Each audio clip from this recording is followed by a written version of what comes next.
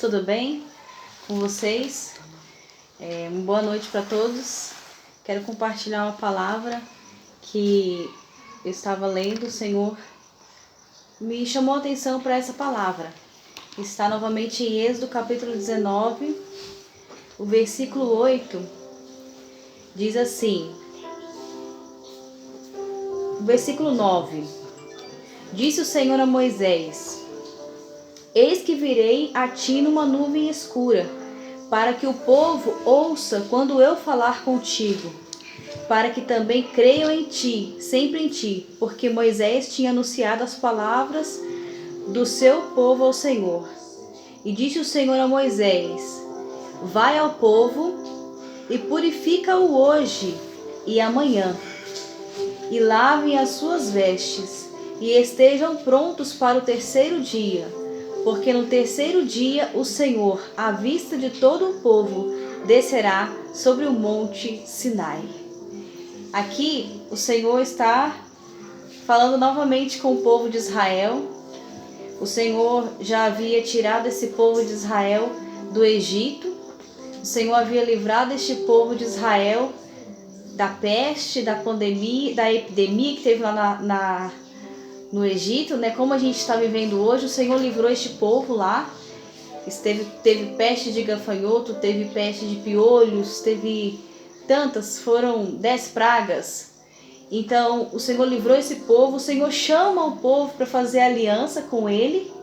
O Senhor fala para esse povo que desejava que esse povo fosse seu, e chama esse povo para ouvir a sua voz, seguir os seus ensinamentos e fazer uma aliança. E o segundo passo na vida de um homem, para o homem viver a comunhão com Deus, em primeiro lugar é decidir viver para Deus, decidir aceitar Deus como seu Senhor, como seu Salvador, e o Jesus Cristo como seu Salvador. Esse é o primeiro passo. O segundo passo, o Senhor vai se relacionar com esse povo. Esse povo está no deserto do Sinai. E aqui o Senhor vai descer à vista do povo no Monte Sinai. E o Senhor vai falar diretamente com o povo no Monte Sinai. O Senhor vai falar entre raios e trovões e trovoadas com este povo. Mas o que me chama a atenção é que antes do Senhor falar com este povo, o Senhor dá uma instrução para Moisés. No versículo 10, o Senhor diz assim para Moisés: Vai e purifica o povo. Purifica hoje e amanhã. E ao terceiro dia esteja pronto.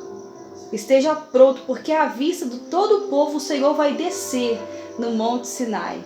Então o Senhor ele chama a humanidade para um relacionamento. O Senhor ele chama a humanidade para um compromisso. Não é para viver, falar que eu aceitei o Senhor Jesus. Eu aceitei Deus como meu Salvador. O Senhor chama todos para um relacionamento. Mas para nós chegarmos a Deus e termos relacionamento com Deus, é preciso antes purificar. É preciso purificar. E a purificação, ela não vem de um jejum. Às vezes a gente tem em mente que a purificação ela vem de um jejum. Eu vou fazer um jejum e eu vou estar purificado. Mas a purificação ela não vem disso. A purificação ela vem de retirar. Retirar algo. Retirar aquilo que não agrada ao Senhor. Retirar aquilo que o Senhor pede para que nós retiremos. Retirar comportamentos. Retirar atitudes. Retirar práticas que não agradam ao Senhor, que o Senhor está requerendo de nós. Então, e nós podemos ver isso que em Gênesis, no capítulo 35 e o versículo 2, o Senhor ele cobra de Jacó o sacrifício, o altar que Jacó prometeu para Deus, quando Jacó estava fugindo de Esaú. Jacó no deserto, lá na cidade chamada Betel, ele faz um voto ao Senhor que se o Senhor estivesse com ele na caminhada dele, que naquele lugar chamado Betel, que antigamente era chamado Luz, ele erigia um altar, ele erguia um altar ao Senhor. E ali ele oferecia um sacrifício ao Senhor.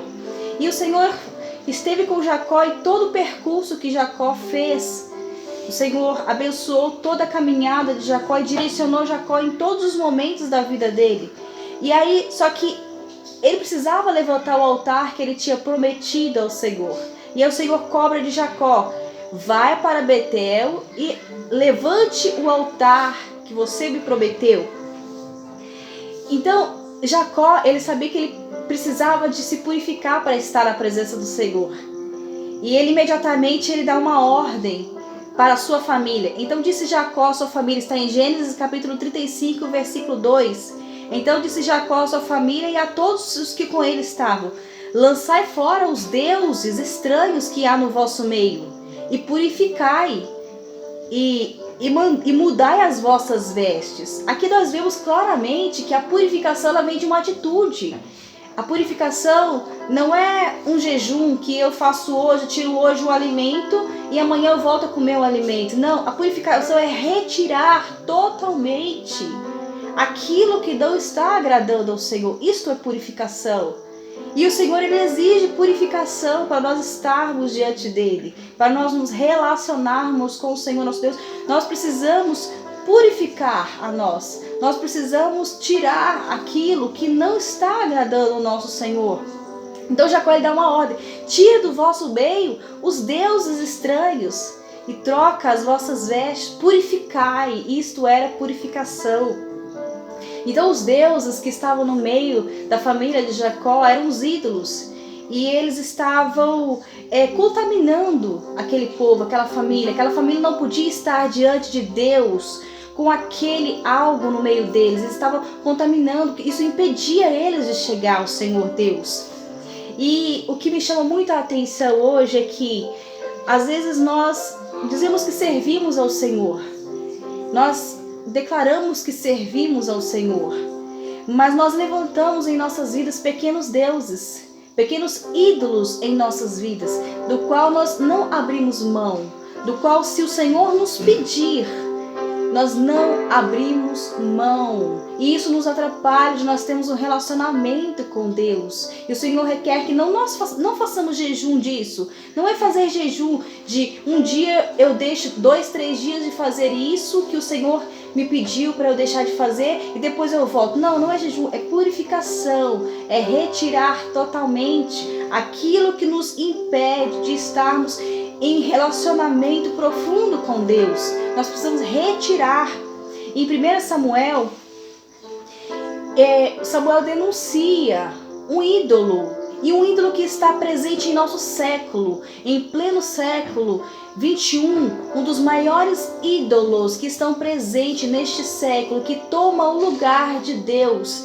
Samuel denuncia em seu livro 1 Samuel, no capítulo 15, versículo 23, diz assim: porque a rebelião é como o pecado de feitiçaria, e a obstinação é como idolatria e culto a ídolos no lar. Obstinação, veja que obstinação é uma ideia, é um pensamento, é uma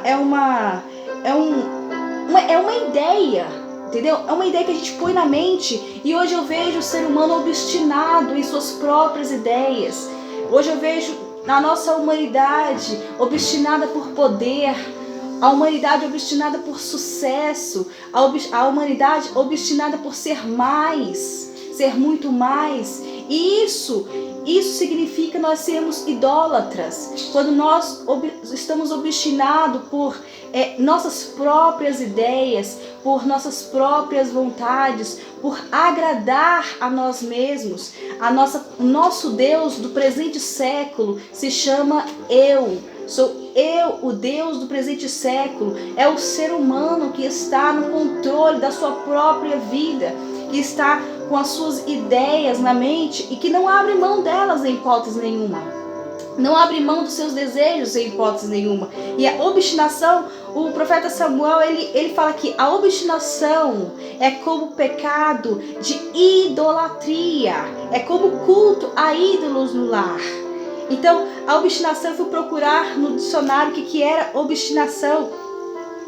E a obstinação é um apego forte e excessivo às próprias ideias.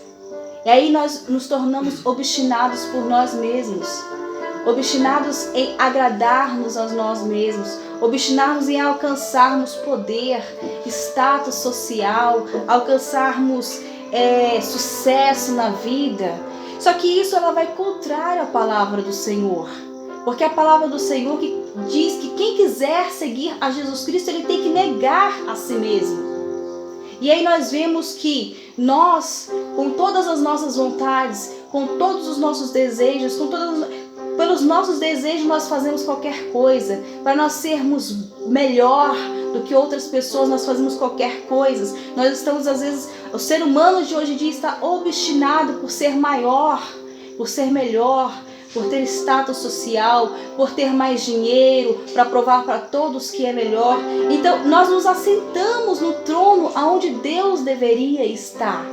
Aonde Deus deveria estar. Por isso que o Senhor Jesus, ele fala: quem quiser vir após mim, negue-se a si mesmo e siga-me. Tome a sua cruz e siga-me. Não tem jeito, ou nós estamos assentados no trono onde Deus está, ou nós negamos aquele domínio da nossa vida, ou nós negamos os prazeres, ou nós negamos as vontades que não agradam a Deus, para nós deixarmos Deus controlar a nossa vida, para nós deixarmos Deus direcionar a nossa vida. Não tem condições de nós direcionarmos a nossa vida e o Senhor direcionar também. Ou nós direcionamos a nossa vida, ou o Senhor direciona. Ou nós seguimos o caminho do nosso coração, ou nós seguimos o caminho que Deus quer para a nossa vida. Então, o profeta Samuel, ele vem denunciar um ídolo. Nós vivemos o egocentrismo. No presente século, nós estamos vivendo o egocentrismo, onde o eu está no centro de tudo, onde a minha vontade está sobre tudo, e pela minha vontade eu abandono princípios importantes, princípios bíblicos, princípios morais, princípios que não deveriam ser abandonados. Nós abandonamos porque a minha vontade, eu preciso ser mais, eu preciso ter mais poder, eu preciso ter mais status, eu preciso mostrar que eu sou melhor. Então por isso nós abandonamos até a palavra do Senhor, nós abandonamos, e aí nós nos tornamos centro das nossas vontades, domínio da nossa vida, nós dominamos a nossa própria vida e vivemos um ídolo, nós mesmos. Nós vivemos o egocentrismo, deixamos de lado o teocentrismo, que é Deus no centro de tudo. Por isso que às vezes é assustador para muitos dizer que Deus tem um plano e escolheu para você um caminho para você trilhar. Deus escolheu uma profissão para você seguir. Deus escolheu um relacionamento para você, que é escolha de Deus. Deus escolheu Deus escolheu tudo para você, e Deus escolheu tudo para mim. E a gente acha isso um absurdo. Às vezes a gente acha isso um absurdo, que Deus faz escolhas para nós, porque a gente está numa era de egocentrismo, onde eu faço tudo, é tudo conforme a minha vontade, é tudo conforme o meu querer, e levantamos ídolos em nossas vidas. Quem são os ídolos das nossas próprias vidas? Somos nós mesmos, as nossas vontades. É do meu jeito, é do jeito que eu tenho, que eu quero que seja feita. E o Senhor, ele está falando que é preciso nós retirarmos ídolos, deuses, pequenos deuses, para que o Senhor esteja no controle, para que o nome do Senhor seja exaltado, para que nós possamos ter relacionamento com Deus. Nós precisamos tirar, é a atitude de arrancar. Purificação é a atitude de arrancar. Precisamos arrancar de nós desejos que não são compatíveis com a vontade de Deus, atitudes que não são compatíveis com a vontade de Deus, projetos que não são compatíveis com a vontade de Deus. E 1 Samuel, ele denuncia isso porque Samuel Samuel denunciou que a obstinação de ideia é como um pecado de idolatria, a obstinação de ideia, porque Saul, o Senhor deu uma ordem para Saul. Saul, vai naquela terra e destrói o povo e os animais, destrói o rei, destrói o povo e os animais. O Senhor deu uma ordem, era para destruir os amalequitas, completamente os amalequitas. E Saul vai naquela terra, destrói parte, mas ele toma para si o melhor dos animais e guarda o rei, porque antigamente os reis, eles eram humilhados na mesa dos outros reis que venceram o seu povo. Eles eram humilhados, então eles serviam de honra para aqueles reis que o venceram. Então eles eram humilhados, eles viviam em forma de humilhação, e isso servia de honra para aqueles reis que venceram aquele povo.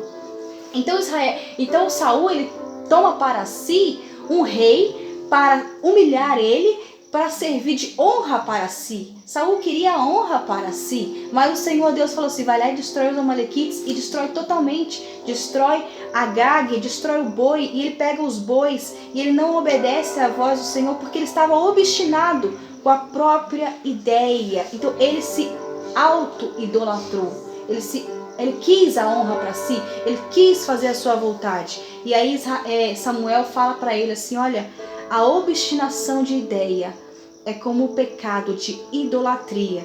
E o apóstolo Paulo, em 1 Coríntios, no capítulo 10, o versículo 7, o apóstolo Paulo diz claramente como a idolatria, o egocentrismo, né, o desejo de satisfazer só a própria vontade humana e satisfazer a si próprio estava enraizado no povo de Israel.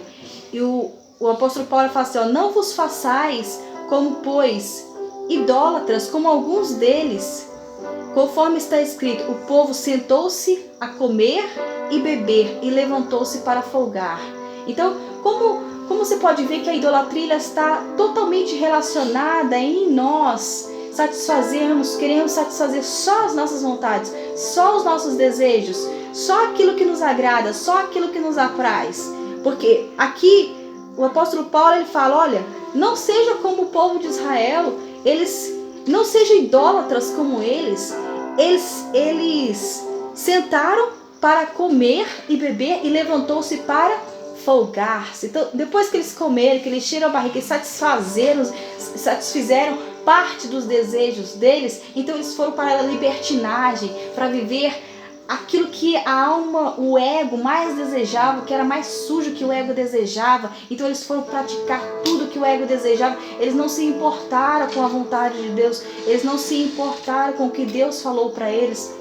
E eles satisfizeram por completo a vontade deles. Então eles se colocaram no trono de Deus e eles se adoraram a si próprio. Então o Deus do presente século se chama eu. E nós estamos vivendo a era do egocentrismo. Não estamos vivendo a era do teocentrismo, porque por isso que soa tão estranho falarmos que Deus quer o controle das nossas vidas. Porque na maior parte das vezes, quem está no controle das nossas vidas somos nós mesmos. Falamos que servimos ao Senhor, levantamos a nossa mão para dizer que servimos ao Senhor, declaramos que servimos ao Senhor, mas relacionamento quer purificação. Relacionamento com Deus requer arrancar deuses estranhos. Relacionamento com Deus requer arrancar vontades estranhas. Relacionamento com Deus requer obedecer à vontade de Deus, fazer aquilo que Deus quer. Deus quer o controle, Ele quer o trono da nossa vida. Ele não quer a periferia, Ele quer o centro. Ele quer ser o centro. Precisamos voltar ao teocentrismo, onde Deus direciona, onde Deus manda, onde Deus nos faz chegar aonde Ele quer que nós cheguemos. Então eu quero deixar essa palavra para vocês. O Senhor, Ele exigiu de Israel purificação antes de se relacionar com Israel. E aqui eu estou falando que o Senhor exige de nós purificação. Não é jejum, não é jejum. Não é, a gente às vezes imagina algo, mas não é isso. O Senhor quer que nós retiremos a nossa própria vontade. Negue-se a si mesmo, tome a sua cruz e siga-me, assim Jesus falou. Não é possível nós estarmos no controle da nossa vida e o Senhor está no controle. Isso é impossível. Isso é impossível de acontecer. Ou o Senhor controla a nossa vida, ou nós vivemos a nossa própria vida. Ou nós vivemos o teocentrismo, ou nós vivemos o egocentrismo. São duas coisas totalmente diferentes e incompatíveis entre si. E o Senhor nos convida hoje para vivermos Deus no centro de tudo. Deus no comando da nossa vida. Deus nos direcionando e fazendo as escolhas para nós. Amém? Eu quero deixar um abraço para todos vocês. Um beijo.